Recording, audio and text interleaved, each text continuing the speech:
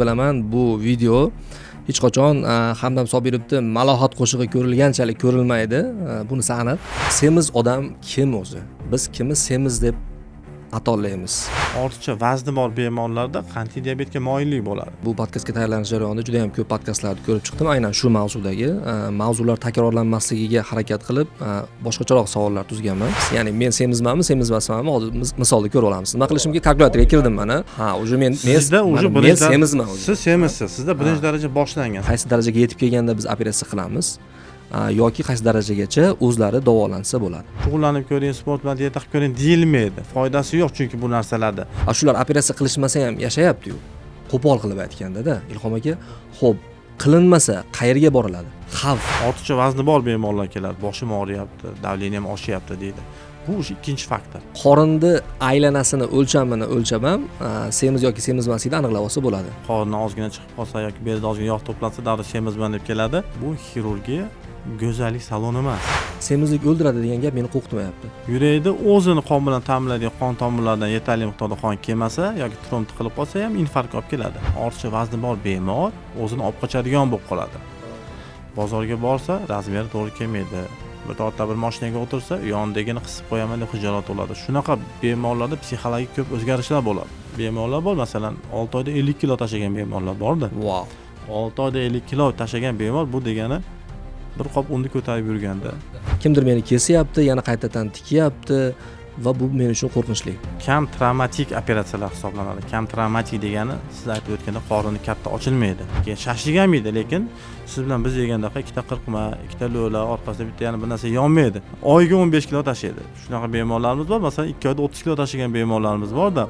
Bularning zaxirasi, masalan, aytaylik 40 yoshli bemorda operatsiya qilyapmizmi? 40 gacha to'plagan 40 yillik zaxirasi yana bundan keyin 20 yilga yetadi kamida. Avtoritet deganda ma'lum bir jamoa o'rtasida hurmat qozonish hodisasiga aytiladi, lekin biz bugun boshqacharoq avtoritet haqida gaplashmoqchimiz. Ya'ni xalqimiz orasida tarqalgan qorin avtoriteti haqida gaplashamiz. O'zi bu chindan ham avtoritetmi? Bu savollarga to'liq javob olish uchun studiyamizga oliy toifali jarroh Ataxanov Ilhomjon Kabuloyevni chaqirganmiz. Sezib turganingizdek, bugun semizlik haqida gaplashamiz. Assalomu alaykum Ilhom aka, xush kelibsiz. Shohtoylar, rahmat.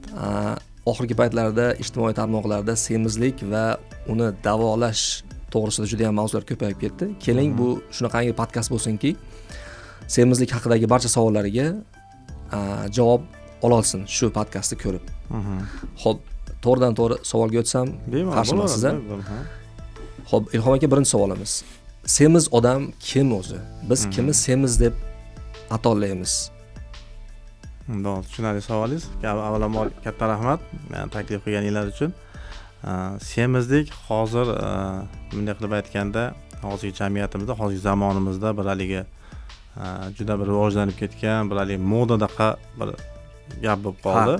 Haqiqatan bu haligi turmush tarzimizni, hayot tarzimizni yaxshilanishi, umuman haligi turli xil yog'li ovqatlar yoki bo'lmasam fast foodlarda hayotimizga kirib kelishimi, qandaydir odamlarimizni, umuman xalqimizni harakatini kamayishimi, bu transportlar bilan bog'liq, chunki hammaning tagida mashina bo'lib ketdi, hech kim sport bilan shug'ullanmay qo'ydi. Qandaydir shunaqa ko'p sabablar bor.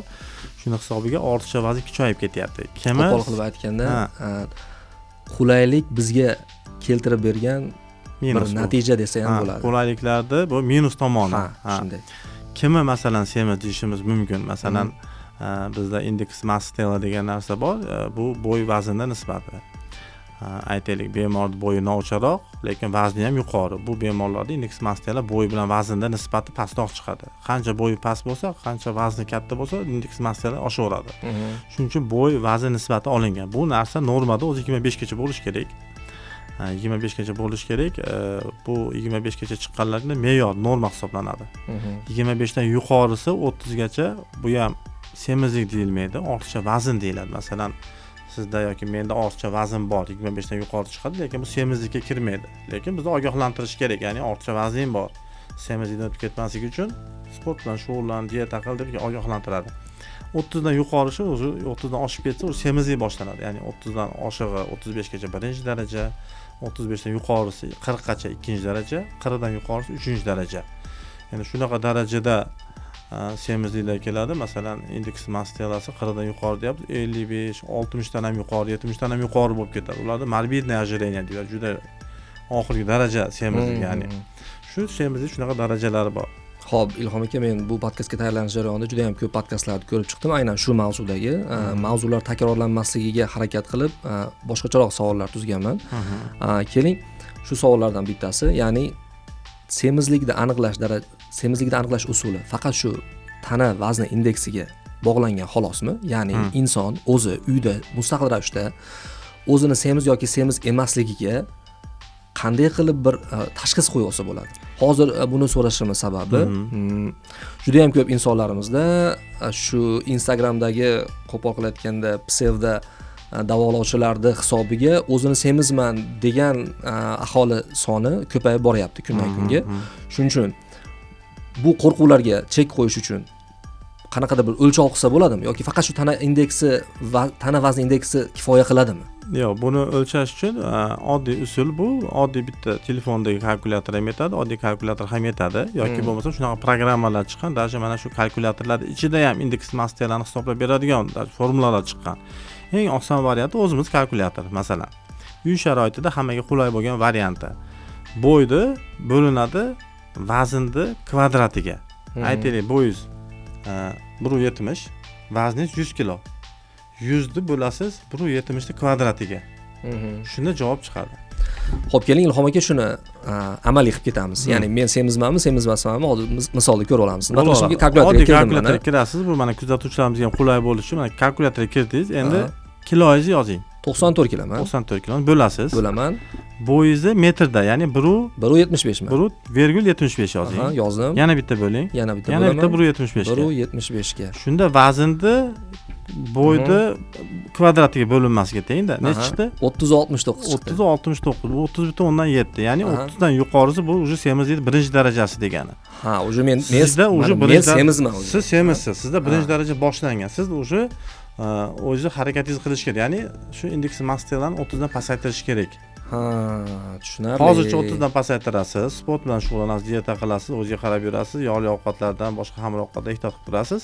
30 dan tushirib olganingizdan keyin 25 dan tushirishga harakat qilasiz. Normalda 25 gacha bo'lish kerak. Siz bilan bizning sharoitimizda endi masalan haligi samovar ko'p, choyxona ko'p, boshqa deymiz, shuning uchun 30 bilan 25 ta orasida ushlab turishimiz ham o'zi katta gap. Meniki 28 chiqadi. Meni vaznim 90, bo'yim 1.78. Sizdan ko'ra vaznim kamroq, lekin bo'yim nocharoq ekan. Shuning hisobiga 28. Menda ham ortiqcha vazn bor, lekin 30 dan oshib ketmagan. Lekin men ham 25 ga tushirishga harakat qilyapman shuni.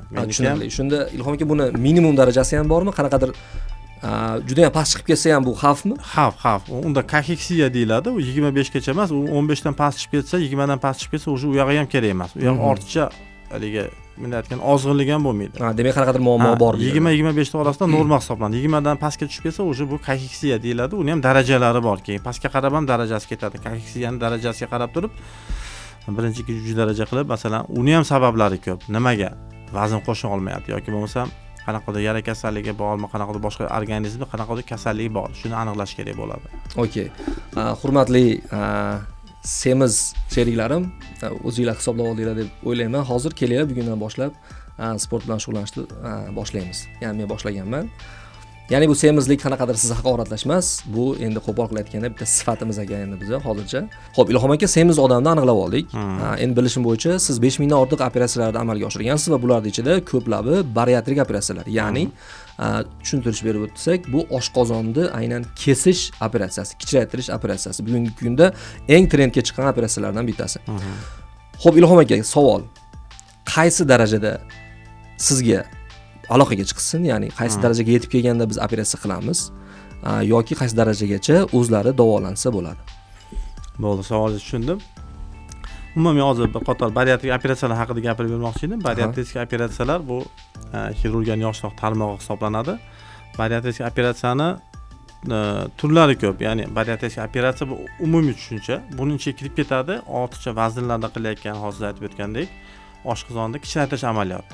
Bu ham bariatrik operatsiyaning ichiga kiradi. Undan tashqari qandli diabetni o'zida qiladigan turli xil operatsiya turlari bor. Oshqozon mini shuntlash, ruh bo'yicha operatsiyalar bor, boshqa yana turlari bor. Bular ham bariatrik operatsiya deyiladi. Bu umumiy tushuncha. Biz operatsiya qiladigan, masalan, semizlardagi ortiqcha vazni bor kasallarda qiladigan bu oshqozon kishilash amaliyoti, bu ham bariatrik operatsiyaning bitta turi. Tushunarli. Endi hozir mana aytib o'tgan indeks massa telasini hisoblashni masalan o'rgatib qo'ydik bemorlarimizga. Misol, indeks massa telasi 30 dan yuqori bemorlar. Bular semizlik birinchi darajasiga kiradi.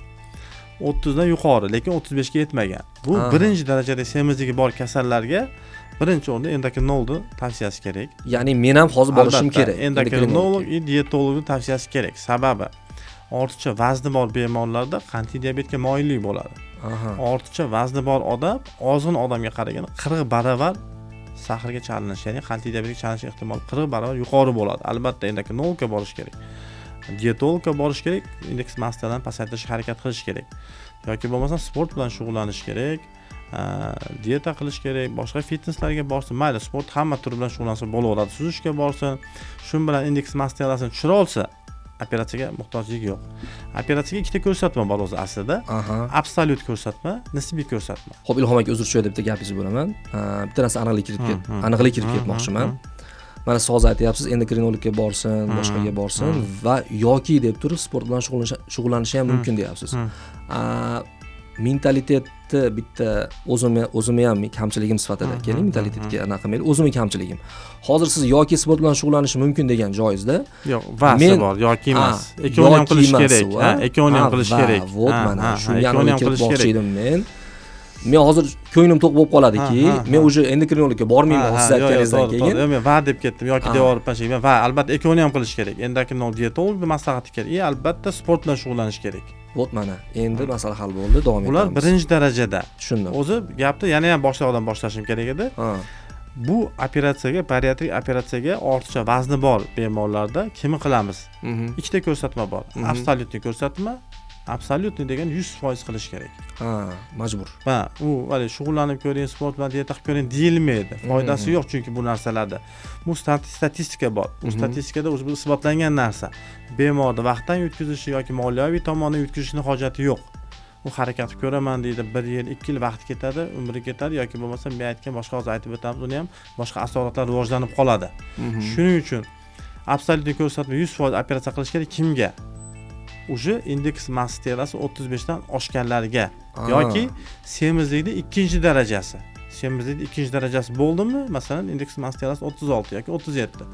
Bularga uje kerak emas diyetologning maslahati, dieta qilish, sport bilan shug'ullanish, fitness suzish hech qaysining foydasi yo'q. Bu isbotlangan narsa. Bemorda aytayapman, vaqtini ketkazib, pulini ketkazishda hojati yo'q. Ular 100% qilinadi. Yoki ikkinchisi nisbiy ko'rsatma. Nisbiy kimga qilinadi? Bu nisbiy degani hammaga 100% operatsiya emas. Shu 30 bilan 35 orasida, ya'ni semizlik birinchi darajasi bor bemorlarga nisbiy ko'rsatma qo'yiladi. Sport bilan shug'ullanib ko'rsa, diyetologga borsa, endokrinologga borsa, dieta qilyapti, suzishga boryapti, foyda olmayapti, effekt yo'q. Ularda operatsiya qilamiz. Agar yo'q effekt olsa, operatsiya qilinmaydi. Shuning uchun ham nisbiy ko'rsatma deyiladi. Xo'p, podkastimiz iloji boricha tartib bilan olib kelyapmiz. Mana Ilhom aka, semiz odamni aniqlab oldik. Qachon operatsiya qilishini aniqlab oldik. Endi yana bitta narsa hozir xayolimga keldida. Ilhom aka, operatsiyaga chaqiruv bo'lib qolmasin hozir bu podkastimiz. 35 tana vazn indeksi 35 dan ortib ketganlar agar operatsiya qildirmasa, hozir vaholanki bizni oramizda bunaqa sonlilar ko'p juda ham hozir. Ko'p. 35 dan ortiqlari mana hozir hisoblab ko'rishgan bo'lsa, o'zlarida ham bilishadi, 35 dan ortiqlari ko'p, ya'ni. Shular operatsiya qilishmasa ham yashayapti-yu. Qo'pol qilib aytganda-da, Ilhom aka. Xo'p, qilinmasa qayerga boriladi? Xavf. Xo'p, tushundim savolingizni. Men bitta narsani aytib beray, oldin mana metabolik sindrom deyiladi bu narsa. Metabolik sindrom bu xavfli narsa. Sababi ko'zga mana siz aytganda hozir kasal yaxshi yuribdi, hamma yaxshi yuribdi, siz ham men ham yaxshi yuribmiz, lekin bu metabolik sindrom keyinchalik aterosklerozga olib keladi. Ateroskleroz ya'ni bu qon tomirlarining ichki devoriga bilyashkalar, xolesterin yog'da to'planib, qon tomirlarining torayishi. Aterosklerozga olib kelgandan keyin ateroskleroz orqasidan keyin asosiy asoratlar hammasi boshlanadi. Bu infarktga olib keladi. Insultga olib keladi, buyrak yetishmovchiligiga, saraton kasalligi, eng ko'p uchraydigan bu qandli diabet ikkinchi turiga olib keladi. Qandli diabet ikkinchi turiga olib keladi. Asosiy maqsad ham shu qandli diabet ko'payib ketyapti. Buni yo oldini olish kerak, yoki bo'lmasa ikkinchi turi rivojlangan bemorlarda qandli diabetni ikkinchi turini asoratlari rivojlanmasdan uni operatsiya qilib saharda tushirish kerak, asoratlarni oldini olish uchun. Birinchisi qandli diabetdan oldini olishimiz kerak. Qandli diabetga o'zi chalingan bemorlarda sahar kasalligini yoki qandli diabet kasalligini asoratlarini rivojlanmasdan uni operatsiya qilib davolash kerak. Tushunarli. Shu ikkita maqsad asosiysi. Endi mana yana gapimni tugatib olaylik. Mana metabolik sindromda asosiy o'zi 4 ta omil bor. Uzr, metabolik sindrom deganda biz semizlik haqida gapirishyapmiz. Ya'ni shu semizlarda hozir shu metabolik sindrom deyiladi. Ya'ni shu ortiqcha vaznlarda mana biz hozir aytib o'tgan asosiy mavzu shu metabolik sindrom deyiladi. Metabolik sindromda asosiy 4 ta omil bor. Shulardan kamida ikkitasi bor. Odamlar o'zi qo'rqish kerak. Qo'rqish kerak emas, o'zini hayot tarzini o'zgartirish kerak. Jiddiyroq qarash kerak. Jiddiyroq qarash kerak sog'lig'iga. Nima bu omillar? 4 ta faktor mana. Birinchi o'rinda ortiqcha vazn bor yo'qligini aniqlash. Indeks mass teli. Siz bilan hisoblashni o'rgatdik mana. 30 dan yuqorimi, semizlik birinchi darajasi boshlandimi, o'zi bitta omil bor. O'zi menda ham bitta omil bor. 36 bo'lsa ham bitta omil bor menda. Albatta bu. Tushunarli. 30.6 degani bu o'zi semizlik birinchi darajasining boshlanishi. Sizda 25 gacha bo'lishi kerak normada. Siz endi shuni diyetalar bilan 25 gacha tushira olsangiz, bitta haftadan qutulgan bo'lasiz. Endi bitta faktorimiz ketdimi? Bitta omil ketdi. Endi ikkinchisi gipertoniya kasalligi, ya'ni qon bosimining ortishi. Qon bosimi xuddi shu qon tomirlarida ateroskleroz rivojlanib bo'lgani uchun o'sha qon bosimi ko'tarilishni boshlaydi bemorlarda. Ortiqcha vazni bor bemorlar keladi, boshim og'riyapti, davleniyam oshyapti deydi. Bu o'sha ikkinchi faktor. Ortiqcha vazningiz bor, qon bosimingiz ko'tarilyaptimi? Bu o'sha sizda metabolik sindromning ikkita belgisi bor. Bunga jiddiy qarash kerak degani. Uchinchisi asosiy masalan oson narsa, biokimiya tahlili deymiz. Qondagi biokimiya, qon tomir masalan biokimiya tahlilida, qondan olinadigan analizimizda xolesterin miqdorini aniqlash. Xolesterin miqdori masalan normada 5.2 gacha bo'lishi kerak. 5.2 dan oshib ketdimi? 6, 6.4, 6.6 chiqyaptimi? Demak, bunda o'sha uchinchi belgi bor. Vazni bor, qon bosimi ko'tarilyapti. Qonda biokimiya analizida tahlillarda xolesterin miqdori oshib ketdi. Shu yerda o'sha biokimiya analizini o'zi mustaqil ravishda topshirsa ham bo'ladimi? Bo'laveradi. Hozir juda ko'p diagnostika markazlari ko'payib ketdi. Hammasida bor. Biokimiya tahlilining ichida xolesterinni alohida tekshirib beradi. Shu xolesterinni hamma joyda tekshiradi. Qimmat analiz ham emas. Arzimagan pulga ko'rib olsa bo'laveradi. 3tasini sanadik. 3tasini sanadik. 4-faktorga keldik. 4-faktorimiz bu insulin qarshiligi. Asosiy narsa o'zi aslida shu. Insulin qarshiligi bu organizmdagi o'zimiz to'qimalarimizni hujayralarning insulinga sezuvchaligini pasayishi. Me'yorda hammamizda insulin gormoni ishlab chiqariladi. Yegan ovqatimiz tarkibidagi glyukozani parchalab beradi. Endi shu ortiqcha vazni bor bemorlarda shu sezuvchalik pasayadi. Ya'ni shu ishlab chiqarilgan insulin qondagi glyukoza miqdorini pasaytirib bera olmaydi. Shuni hisobiga qonda glyukoza miqdori yuqori chiqadi. Bu 4-faktor. Endi birinchi faktor, ikkinchi faktor, masalan, ortiqcha vazni bor, qon bosimi bor bemorlar albatta biokimiya analizida xolesterin miqdorini, qondagi qand miqdorini aniqlash kerak. Shu insulinga sezuvchalikning pasayishi bu degani qonda qand miqdorining oshishi degani. Masalan, sizda ham hozir birinchi, ikkinchi faktor bo'lishi mumkin. Masalan, qon bosimingiz ko'tarilyapti. Men ham xolesterinni o'lchatsam hozir normada oshiqcha chiqsa, uje men 3 va 4-sini ham topshirishga majburman. 3-si xolesterinni o'sha oshiqcha chiqdi sizda. Endi 4-siga siz hushyor turing. Sababi qondagi qand miqdori baland chiqishi mumkin. Hozir misol bemorlarimizda mana oddiyroq qilib aytib beraylik. Bemorlarda ortiqcha vazn bor, qon bosimi bor, oshyapti. Bu birinchi, ikkinchi faktor 3-chi, 4-chi faktorga olib keladi. Qondagi xolesterin miqdorini o'lchasa past chiqishi mumkin, sahari past chiqishi mumkin, lekin birinchi, ikkinchi faktor bor. Bu degani bu bemorlarimizda hozir sog'lom degani emas. Har 6 oyda topshirib turish kerak. Ya'ni bular baribir xavf guruhiga kiradi. 6 hozir chiqmagan, lekin 6 oydan keyin xolesterin baland, 6 oydan keyin sahar ham baland chiqishi mumkin. Shuning uchun birinchi, ikkinchi faktori bor bemorlar 3-chi, 4-chi faktorga har 6 oyda analiz topshirish kerak. Xolesterin miqdori, qondagi qand miqdorini analizini topshirib turish kerak. Tushunarli. Avtoritet mavzusiga ozgina qaytamiz Ilhom aka. O'qigan edim, qorinni aylanasini o'lchamini o'lchab ham semiz yoki semizmasligini aniqlab olsa bo'ladi. Bo'ladi. Bu ham avtoritetdir. Bu ham oddiy usul, bu ham avtoritet deymiz. Ya'ni masalan, bel aylanasi deyiladi. Indeks mass telidan tashqari oddiy metrda olib turib, kindigimiz darajasida, ya'ni kindigimiz ustidan aylanasiga o'lchab chiqishimiz mumkin o'zimiz. Shu normada masalan ayollarda 80 gacha bo'lishi kerak. Erkaklarda 94 gacha. Masalan siz bilan men o'lchadik 96 chiqdimi, o'sha bizda o'sha ortiqcha vazn bor, o'sha avtoritet deb qo'yamiz, qorin bor, bizda baland chiqdimi, o'sha 94 dan oshdimi erkaklarda, ayollarda 80 dan oshdimi, o'sha bu ortiqcha vazni bor degani. Chunki ortiqcha vazni bor bemorlarda asosiy yog' birinchi o'rinda shu joylarda to'planadi. Mana e'tibor bergan bo'lsangiz, endi bizga ko'p bemorlar keladi, ayollarimiz ko'pincha bunga moyillik. Sababi ayollarimizda bu tug'ruq bo'ladi. Tug'ruq vaqtida organizmda juda ko'p metabolik o'zgarishlar bo'ladi. Shuni hisobiga birinchidan ayollarimiz homiladorlik paytida homilani hisobiga, yo'ldosh hisobiga, uni atrofidagi suvlarni hisobiga o'zi ortiqcha vazn ko'tarib yuradi-da. Shuni hisobiga masalan amaliyot jijilagandan keyin yoki tug'ruqdan keyin ham shu proses davom etishi mumkin. Shuning uchun ayollarimiz ko'proq moyillik bo'ladi. Ayollarda bo'ladi ortiqcha vazn. Mana ko'p kelgan bemorlarimiz, men ozgina belim bor xolos deydi. Xuddi shu belni o'lchash kerak. Men belimda ozgina yog'im bor, men semiz emasman deydi. Hech kim semizligini tan olgisi kelmaydi. Ular hisoblasangiz indeks mast terasi 30 dan ham yuqori chiqadi, bel aylanasini o'lchasangiz 80 dan ham yuqori chiqadi.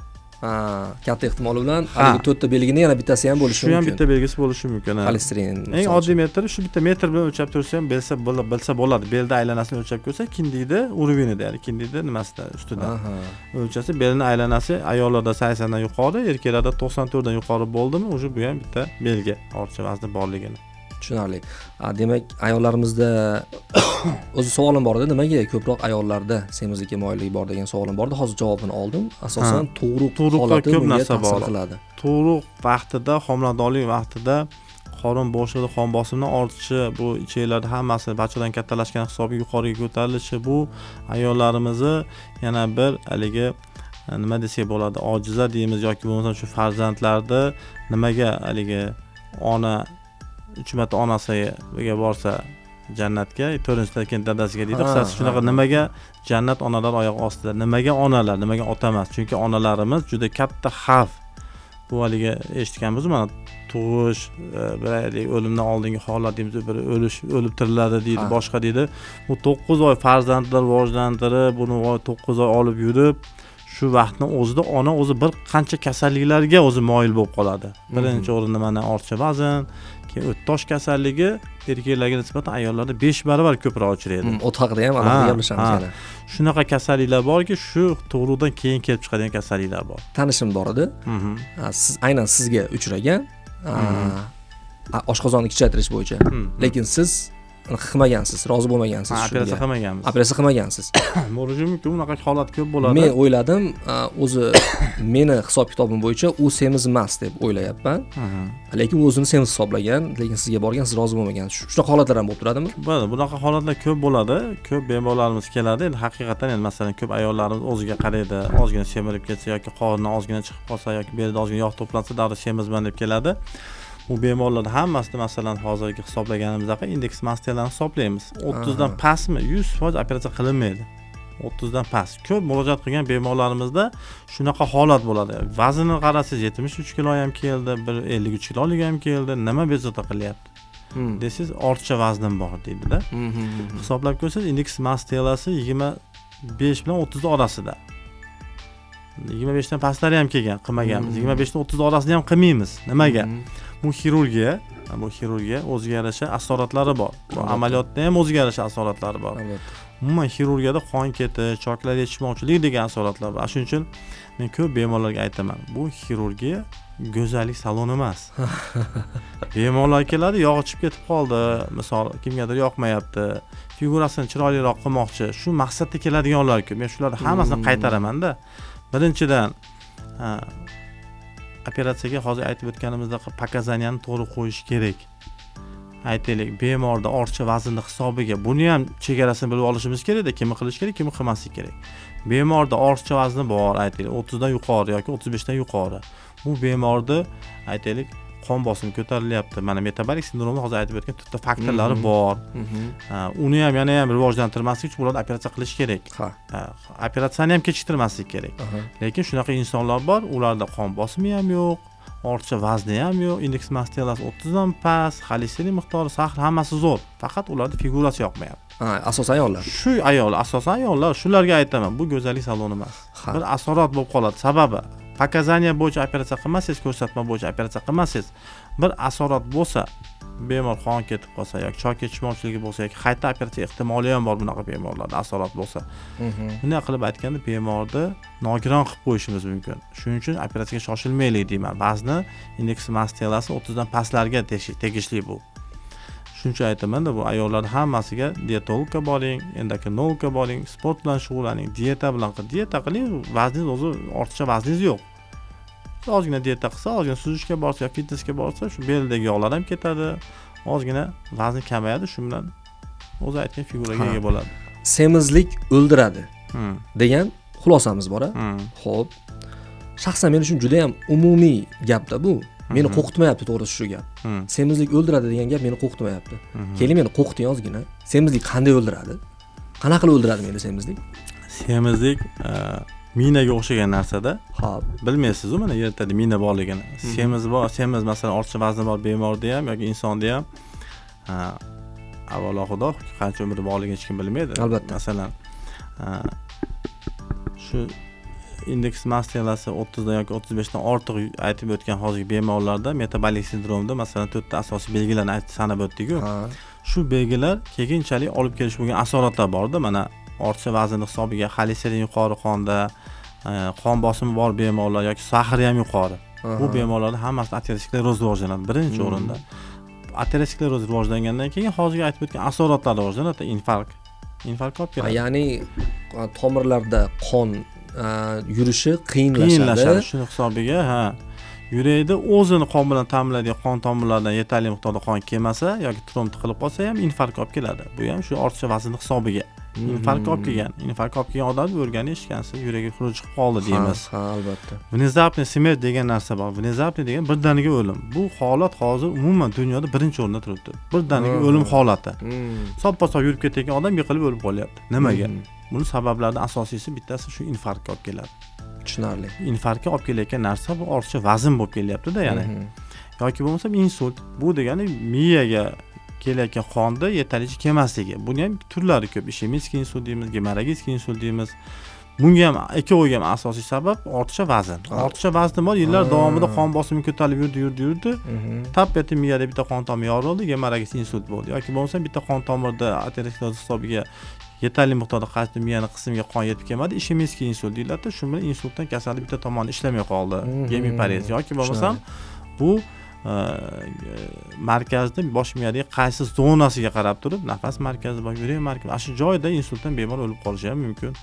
Bitta tomoni ishlamay, yarim tomoni qo'l oyoq ishlamasdan yillar davomida yotib qolishi ham mumkin.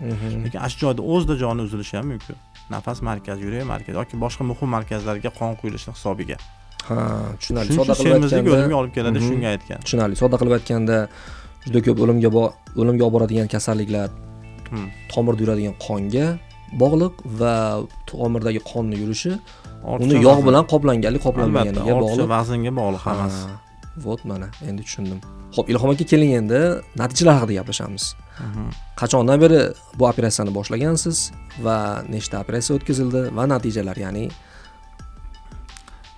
bu yangi soha deganimiz uchun mana biz o'zimiz juda ko'p qiziqib bu soha bo'yicha mana O'zbekistonda ham ancha rivojlanib qoldi. Biz Andijonimizda ham juda ko'p rivojlandi, ancha ko'p klinikalarda qilinyapti. Biz klinikamiz ham shu 2 yildan oshdi. Bu soha bo'yicha shug'ullanyapmiz. Buni orqasida mana ko'p davlatlarda malaka oshirib keldik. 2 marta Sankt-Peterburg shahriga borib keldim. Ustozimiz Neymar Aleksandr Yevgenich biz klinikamizga 2 oyda bir tashrif buyurib turadi. Ko'p amaliyotlarni, murakkab amaliyotlarni birga qilamiz. Shu ustozimiz oldiga borib 2 marta malaka oshirganmiz. Ozarbayjon shahri Baku shahriga, Ozarbayjon Respublikasi Baku shahriga 2 marta bordik. Turkiyaga bordik. Ko'p joylarga konferensiyalarga boramiz. O'zimizni O'zbekiston Respublikasini, o'zimizni respublikamizda ham bariatrik xirurglar jamiyatimiz bor. Shu jamiyat a'zosimiz, ya'ni shu bir yilda bir shu o'zimizni O'zbekiston Respublikasi jamiyatimizni, bariatrik xirurglar jamiyatini assotsiatsiyamizni syezdi bo'lib turadi. Shunga boramiz. Qisqasi ko'p davlatlarga boramiz. Mana 12-13 aprel kunlari yana Rossiyaga ketamiz. Sankt-Peterburg shahrida shu bariatrik bo'yicha konferensiya bor. May oyida masalan Hindiston shahriga, Mumbayga ketamiz. Har oyda deyarli konferensiyalar bor. Hammasiga fiziki ulgurmaysiz, lekin imkon darajasida borishga harakat qilamiz.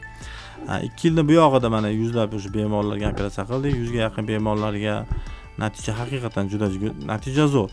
Biz asosiysi mana bu aytib o'tgan shaharlarga borsak, ustozlarimizni natijalarini ko'rganmiz, ustozlarimizni statistikalarini ko'rganmiz. Hali o'zimizni boshimizdan o'tmagani uchun haligilarni ko'rib boshqa qilib qiziqib kelganmiz. Mana o'zimiz operatsiya qilgan bemorimizga aytaylik 6 oy o'tdi yoki 1 yil o'tdi, natija bilan keladi. Bemorni ko'rsangiz, bemorni hayotga bo'lgan qiziqishi yoki bo'lmasa umidi shu darajada oshgan. Bu bemorlarda hammasiga psixolog kerak-da.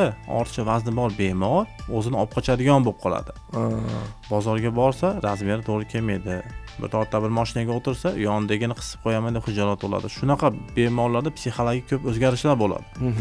Bu bemorlar depressiya deymiz, shunaqa bir tushkunlikka tushib qoladi. Ya'ni o'zini bir hayotda nima desa bo'ladi, keraksiz insondek tasavvur qiladi. Shu bora ta'sir qilib, vaqt o'tgan sari shu bemorlarda shu darajaga olib keladiki, shu bemorlar o'zini boshqacha his qiladi. Ya'ni bularga albatta psixolog ko'ruv kerak.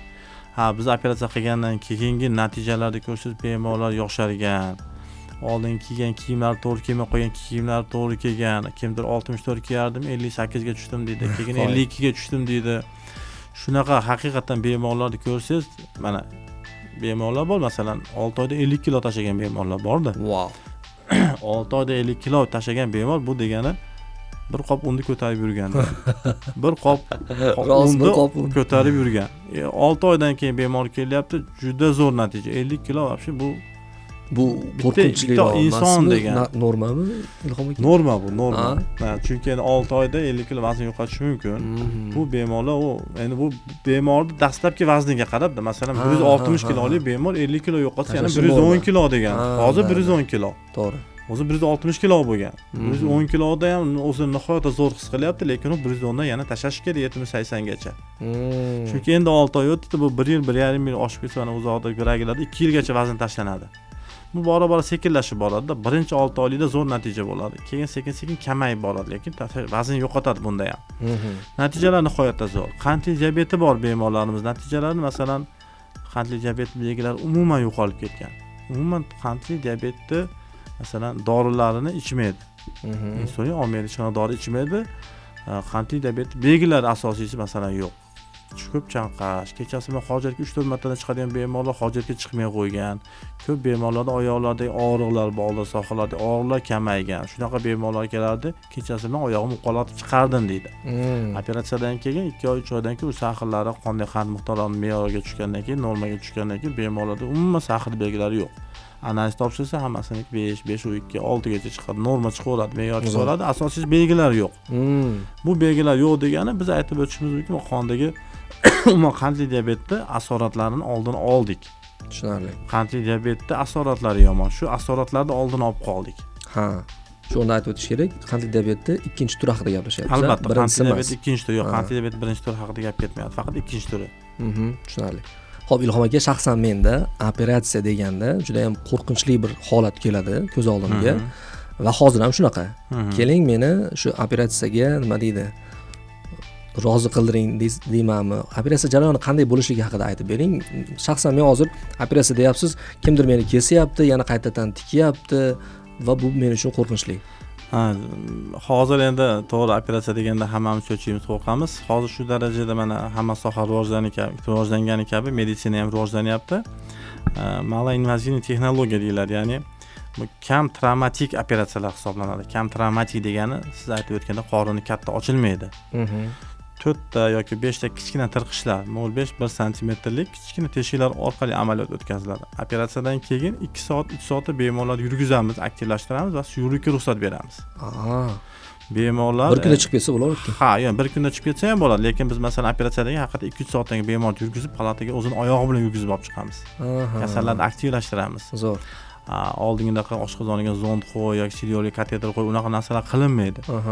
Bemor 2 soat, 3 soatdan keyin yuradi, ertasi kuni ovqatlarga suyulishga ruxsat beramiz, ikkinchi kuni uyga javob beramiz. Bemorni keyingi operatsiyadan keyingi nazoratini 1 yilgacha nazoratda turadi, har 3 oyda ko'rinib turadi. Operatsiyadan keyin 10 kundan keyin ko'rinadi. Shu shunaqa qilib nazoratda ushlab turamiz. Operatsiyadan keyin nima ovqatlar yeyish kerak, qanaqa yeyish kerak, shunaqalarni hammasini nazorat qilib boramiz. Bemorlar bilan suhbatlashamiz, telefon orqali boshqa ko'ruvga keladi. Shunaqa qilib nazoratda ushlab turamizki, bemorlar qiynalmasdan yaxshi vazn yo'qotib, umuman shu yaxshi vazn tashlaydi. Tushunarli. Shu o'rinda yana bitta savol tug'ildi. Ilhom aka, operatsiyadan keyin insonlar yana avvalgi hayotlaridek davom etib keta oladilarmi? Bu bemorlarda operatsiyadan keyin, ya'ni dieta qilib qiynalmaydimi demoqchisiz-da endi. Ha, shunday. Shu oshqozonni tub qismi deymiz yoki fundalniy qismi deymiz, shu qismda insonlarda ishtahasini ochadigan markazlar bor. Ya'ni grelin degan modda ishlab chiqariladi. Bu modda odamlarda ochlik hissini paydo qiladi. Ya'ni siz bilan biz vaqtida abad qilmasak yoki bo'lmasa tushlik qilmasak yoki kechki ovqat qilmasak, qornimiz ochib ketib chidamay ketamiz. Ha. Bu insonlarda biz operatsiyada paytida shu oshqozonni kichraytirganimizda bir shu fundalniy qismidagi bezlar hammasi ketadi, ya'ni olib tashladi. Operatsiyadan keyingi davrda bemorlarda ochlik hissi bo'lmaydi, ya'ni qorni ochib ketmaydi. 2 haftagacha faqat suyuqlik ichadi, faqat bulyonlar, suyuqliklar, yogurtlar ichadi. Bemor qornim ochib ketyapti demaydi. Xo'p. Shashlik yegisi ham kelmaydi, tortmaydi, ishtaha bo'lmaydi, tushunyapsizmi? Ha. 2 haftadan keyin yana o'zining dietalari bor. 2 haftadan keyin ovqatlarni blenderdan o'tkazilgan holatda, ya'ni suyuq holatda ichidagi mahsulotlarni blenderdan chiqarib, suyuq holatda ruxsat beramiz. Sekin etap hamma ovqatlarni yeyishga o'tadi. 2 oydan keyin, 3 oydan keyin shashlik ham yeydi, lekin siz bilan biz yegandaqa ikkita qirqma, ikkita lo'la, orqasida bitta yana bir narsa yonmaydi. Yarimta shashlik yeydi. Shu bilan odamda to'yish hissi paydo bo'ladi. Ya'ni siz 4 ta shashlik yeb turib to'yib maza qildim, bo'ldi deysiz-ku, bu yarimta shashlikdan keyin o'sha maza qilib bo'ladi-da. Ha, yo, to'xtang, hozir men savol meni qo'rqitib qo'ydingiz. Hozir grelin shunda umuman ishlab chiqarilmaydimi menda? Yo'q, u bezni olib tashlagandan keyin, ya'ni uni borligidagi, masalan, sizdagi ochlik hissi uni olib tashlagandan keyin bo'lmaydi. Ya'ni qorningiz ochib ketib qiynalmaysiz. Ha, yo'q, lekin qornim ochadimi baribir? Qorningiz ochadi. Chunki men qornim ochmasa biror narsani maza qilib yeyolmayman. Qorningiz ochadi, lekin oldingidaqa siz masalan abit qilmasangiz yoki vaqtida ovqat yemasangiz, u darajadaqa sizlarga talab qilmaydi organizm. Ha. Bu ortiqcha vazni bor bemorlarda u bezni olib tashlaganingizdan keyin o'zi nima desa bo'ladi, shu darajada zaxirasi borki, 1 yilgacha ovqat yemasa ham bo'laveradi.